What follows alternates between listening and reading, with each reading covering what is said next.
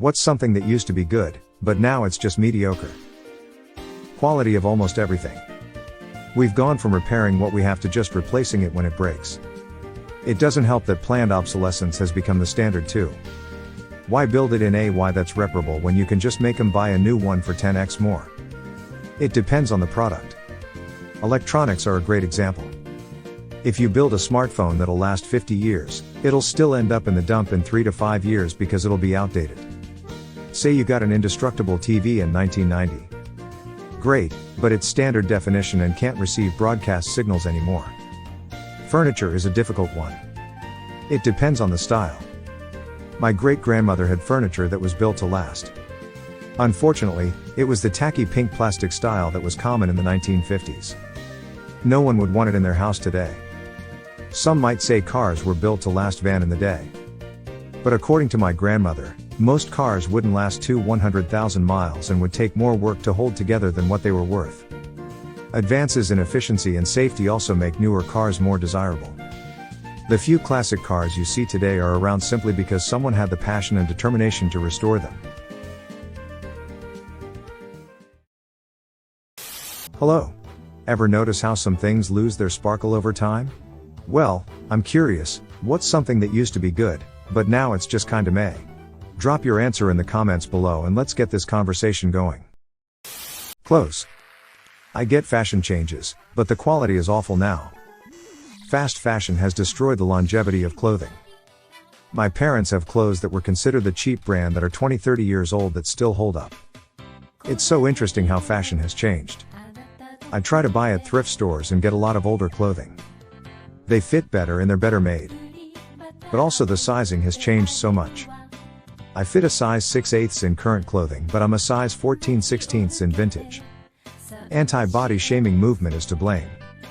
Yes, and when I was a size 12, I was fat shamed to hell. Now that's a small. Certain franchises have gone down in quality a lot. Panera is the biggest culprit. Used to be outstanding sandwiches and soups and salads. Now? Meh. A bit better than Subway. Glorified hospital food. Was in the hospital for a month plus, food, overall, was pretty good.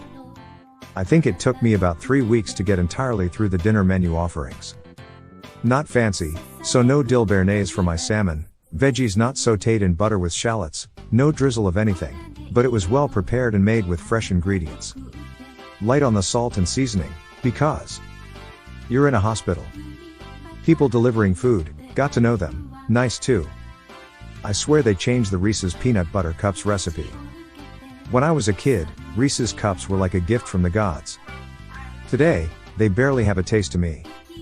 Like slightly chocolate-flavored discs with a hint of peanut butter. The peanut butter is chalky now. I bought a bag of knockoffs once from one of the dollar stores and the peanut butter was so creamy, it tasted like old Reese's. I've tried finding them since to no avail. Frown. Get a bag from Aldi.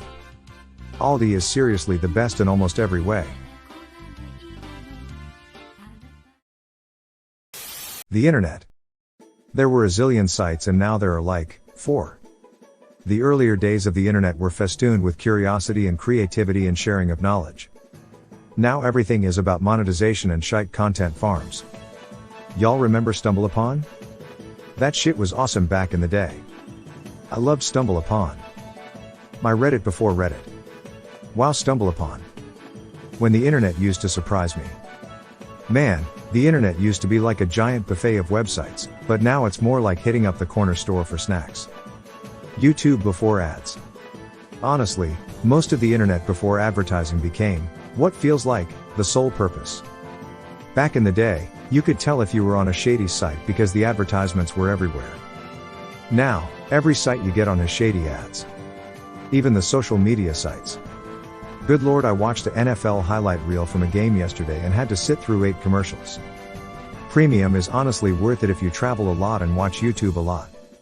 I love the download feature. But it's sadly getting super expensive. It's like $14.99 now. YouTube before ads? More like YouTube before buffering. I miss the days of waiting 5 minutes to watch a cat video for 2 seconds of pure entertainment. Air travel. Once upon a time it was an exciting adventure and a pinnacle of customer service. Roomy seats, good food, friendly flight attendants and counter staff. People would dress up for the occasion. Now it's a cattle car with some of the worst customer service ever that people only use if it's too far to reasonably drive.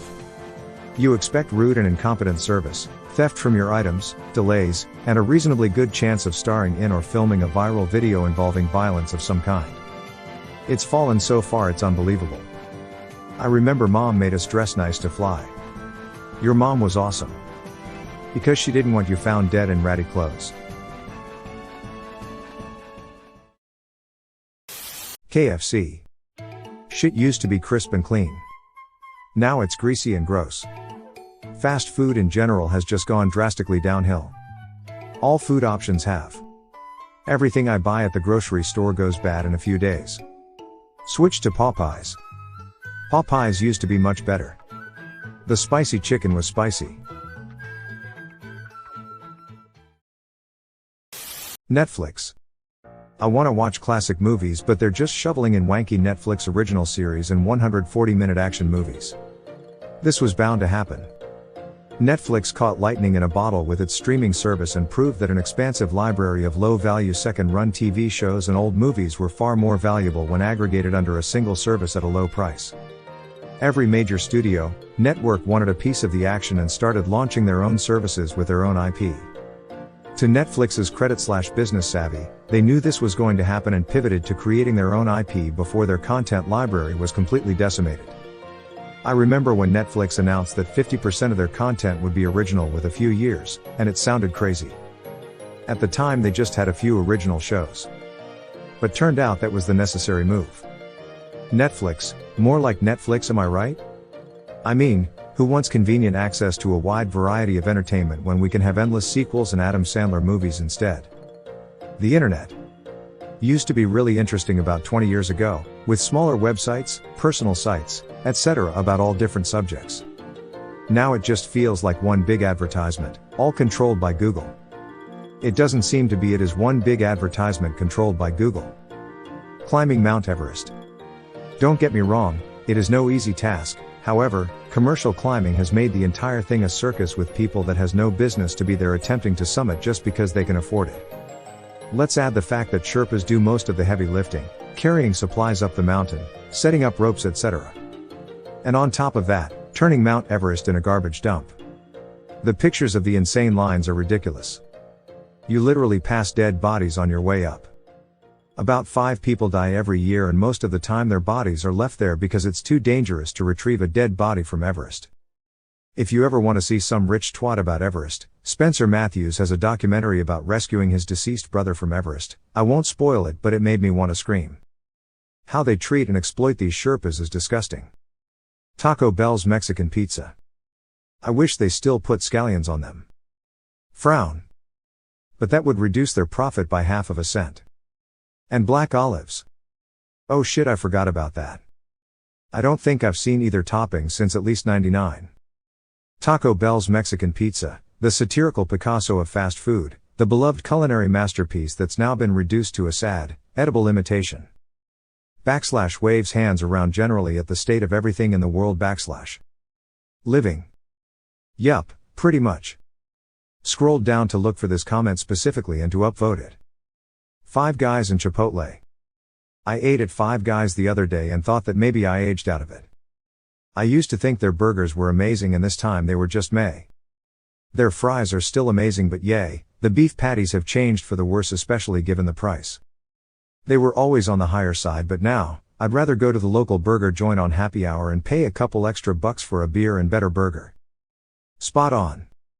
If you don't have someone to share fries with, a Five Guys combo can easily, if not readily, be as much as a decent restaurant burger. I used to love Five Guys. I still love their fries. Well, most all the food. But dang, the pricing structure is tense. Five Guys and Chipotle? More like Five Guys and Chip off the old block, am I right? College football. Every team is driven by greed. Rivalries ruined. Fans screwed. How many Stanford and Cal fans are going to go to games on the East Coast? Also, THR games now last 4 hours it seems. Except for the endemic corruption, the uprooted traditions, the video game overtime rules, and the 87 very special bowl games. What's not to love about modern college football? You forgot the CTE and intimate partner violence.